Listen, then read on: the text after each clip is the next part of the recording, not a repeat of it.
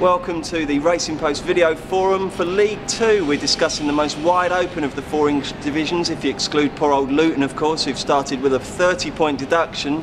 I presume, Ian Wilkinson, you're not going to tip Luton. Who do you fancy? I like Chesterfield. They had a poorish end to last season, but like you say, it's very open. And in Jack Lester, they've got a striker who's had his injury problems, but proved last year that he's too good to play in this division, and they've done really well to hold on for him for another season. And he plays with Darren Curry up front this year, I presume. Well, Darren Curry's he's a very skillful player. He should do well at that level. He should bring him an extra dimension. He's one of these players who can do something a little bit different, which in League 2 can go a long way. So I think they'll do. I'd fancy them, and I think Exeter could do quite well coming up. Teams coming out of the Blue Square Premier have had a decent record in recent years, and they'll be on a big high because of their playoff success last year, and I think they could go well. They're a decent each way shout, I think. Chesterfield and Exeter for Ian Wilkinson. Mark Langdon, who do you like? Well, I hope Shrewsbury win it, because having backed them at sort of 20 to 1, 16 to 1 and 14 to 1, they really are the ones for me. But I couldn't be touching them now. They're sort of 8 to 1, 7 to 1. That's a little bit too short. I think Rochdale will give you a good run for your money. They finished 5th last season, and this division is a lot weaker this time around. You have a look, Peterborough and MK Dons are 3rd and 4th favourites in League 1. Stockport finished like a train last season, and Hereford just borrowed so many players from higher divisions. It was a little bit unsporting the way they gained promotion, really. So Rochdale finished to finish 5th last season was superb, and I just think that they can't do any worse than that this time around, so they're the ones for me. Okay, fine. And Tony Cascarino, who's the pick of the prices for you? Well, I'd go for Bournemouth, because Kevin Bond's managed to keep a large group together that he had last year. They were unlucky, obviously, going down with a points deduction. A lot's going to be in the market. Will they get a deduction again this season? And at 16 to 1, they're a big price. It's whether they get a 10, 15 point deduction against them. So I think they would be a lot shorter. I think they'd probably be favourites if that was the case. And also quite like Bradford, giving free tickets away.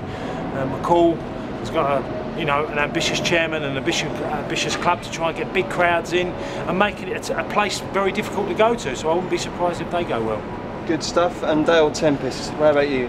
Well, we were just talking earlier about the one thing about Aldershot coming up. They were 40s and they've been heavily backed. I backed Dagenham last year with exactly this mindset. Won the conference by a country mile, thought they'd be competitive, and of course they'd survived, I think, last day of the season, didn't they? So that was my money gone.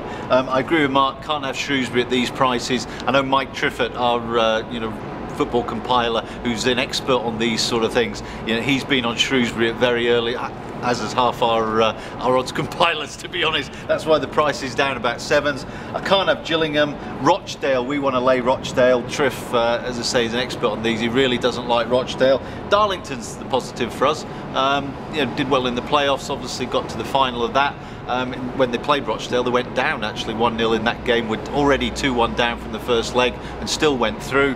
I think good manager there. Outside of those, it's get your pin out. It's such a tough league. In this sort of league, it's a bit like, for me, with golf betting. I'd rather wait a couple of rounds and see who's actually made a start, looks half decent, and take half the price, but know I'm in with a runner. You know what I mean? Rather than just going in blind and not really understanding the strengths and weaknesses of the different teams. So I'd probably, my advice for a punter would be just hold fire, watch maybe 8 or 10 games, and go in and say, if you're going to have to take 4s about Darlington rather than 8s, but they're 3 points clear or second, at least you know you're in with a go. We haven't mentioned Wickham. Mark, a quick word on them.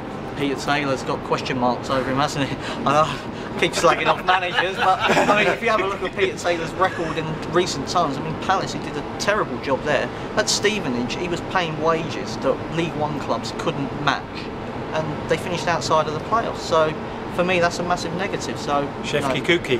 Well, yeah, exactly. I mean, there you go. There you go. I mean, Peter Taylor was meant to be the great hope, wasn't he, when he sort of under 21s. He did very well with the under 21s, but since then, I think Leicester he had a terrible time there, terrible time at Palace, terrible time at Stevenage. So Hull. He did okay. He did okay, yeah. But he had a lot of money to spend at Hull, and you know, he probably did no more. Well, Phil Brand's done a much better job. You see how far they've gone since he's been there. Yeah. Just a quick word, guys, about Luton. I suppose, you know, what price are they for relegation, Dale? They're any price you like. Yeah, they're pretty much. 30-point deduction, that's virtually them You done have, for, I think one of the big problems with some of these markets is we were talking about Bournemouth. You know, are they going to get points taken away? Aren't they? You know, when you're betting, it's like with the horses we talk about putting reserves on. Unless you know who you're betting against and whether you.